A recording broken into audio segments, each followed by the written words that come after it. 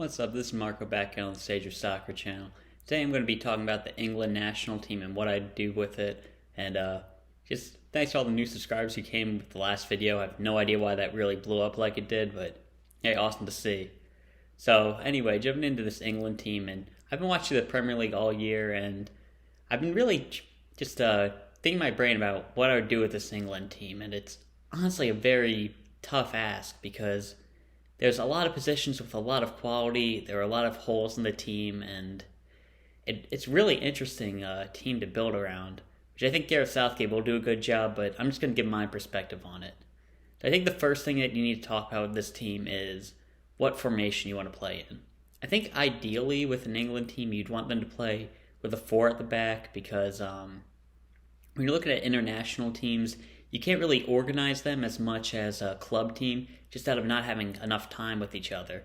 So you really want to have a more attacking setup. When you look at what Spain was able to do, they were able to get, back in the 2010 World Cup, they had a shutout throughout the entire tournament with not a great defense. Oh, I mean, Puyol, Piqué, Ramos, Coady, that is a great defense. I could see us was playing out of his mind, but without playing really defensively, I guess I would say. So you really wouldn't prefer to play a 3 at the back, 5 at the back, whatever. But I think with England, you really have to. Because when you're looking at this team and their center back options, it's really short. You have guys like Connor Coady, who really is better at a 3 at the back. You have Eric Dier and Joe Gomez, if Joe Gomez is even available. I know he's hurt, who are doing pretty well in a 2 at the back, or 4 at the back.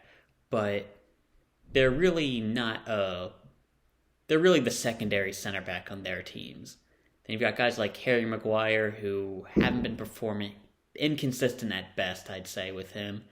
And guys like Kyle Walker who can play center back and a 3 at the back, but maybe not the 4 at the back. So it's a really tough decision there. But I think you have to go with a 3 at the back with this England team. There's no Rio Ferdinand, no John Terry, Sol Campbell, healthy Ledley King, and Jonathan Woodgate in there. I think you just have to go with a 3 at the back for the center backs. So then you got to pick those center backs. And honestly, this is a tough decision because it really comes down the center back, like the middle center back. I'm saying back so much it's sounding weird to me, but that's a tough choice between, I think, Connor Coady and Harry Maguire. Because both of them, I think, are around the same level defensively. And the main thing is Connor Coady has that really good passing range. And that could really help this England team if they're playing Nick Pope in the net. But at the moment, it really seems like they're going to be sticking with Jordan Pickford. And when you have Pickford with his ability with the ball at his feet, having a ball-playing center back really isn't as necessary as it could be. So I think if Nick Pope is in the back, in net, you'd really want to go with Coady. But when you look at the keeper situation, that's another big problem. So I think just going with keeper first, I think that Jordan Pickford's who they're going to be going with. That's a really tough decision because he's not the greatest player, but I think that is who you have to go with. Because watching Nick Pope with Burnley this year, he's taken a big step back. His shot stopping, it's really not been that good. I think the last game, he had a really solid performance, but before that, he hadn't made like one really good save. He honestly made a couple of mistakes. The ball at his feet haven't been the greatest. Then Pickford, I mean, we know how big he's been making a lot of mistakes, but I feel like you know what you're going to get with him. Like, not the greatest shot stopper, but go with the ball at his feet and, good at making some saves. Not the greatest, and after he did the thing that he did in the penalty shootout, I think he kind of won Gareth Southgate over. It kind of sucks because right now I feel like Dean Henderson's the guy who I'd really want to start because I feel like he's probably the best of both worlds, but he's not even getting a game right now, and I don't think you could start a goalkeeper for a team like England if they're not even playing. Like, for a team like Wales with Wayne Hennessy as their backup, that I feel like that can work, but with a team like England that really wants to go out and try to win the Euro, you want a starting keeper. So I feel like I'd go with Jordan Pickford right now. I'd honestly consider calling up Carl Darlow for the bench. I think he's been probably the best center back or the best goalkeeper that England has at shot stopping right now. But if they don't, that makes perfect sense.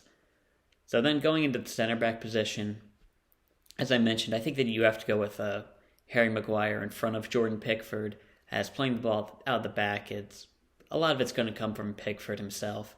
So I don't think you really need Coady. But again, if you are going to go with Nick Pope, I would go with Connor Coady at that center back position. Then flanking him, I think you have to go with Eric Dier and Kyle Walker right now. Kyle Walker's been one of England's best players in that right center back role. He did have that red card a while ago, but I feel like he's still there. Probably their most consistent center back, and honestly, he's probably the only guy in their defense that I really feel like you can't drop. So I've picked Walker at that right center back. I think Eric Dier, he's really been performing well with Tottenham ever since Mourinho's come in. I really wasn't expecting him to be able to take that step up, but he's been doing a really solid job next to Vertonghen. I'm not too sure if I feel 100% on him at the 4 at the back, but in this 3 at the back, I feel confident in Eric Dier. Then moving up to wing backs, I think it's a lot easier. On the left, Ben Chilwell. I don't think there's much contention for that. If Saka keeps performing really well, then maybe he'll have a shot, but I feel like he's more natural at a front 3 rather than a wing back. But I think Chilwell's really the guy there. Then when you go to the right wing back, I feel like it has to be Trent Alexander-Arnold if he's healthy. Trippier has been really good in the past, and I think that he's going to be starting right now because Trent is injured. But for long term, you have to go with Alexander-Arnold, especially with having the defensive cover with the 3 at the back. I think that his creation is just too much to ignore. You have to start him. Then going into the midfield, and this is another really tough decision because you really want to have a lot of strength in a 2-man midfield. And I think you have to go with Jordan Henderson and Declan Rice.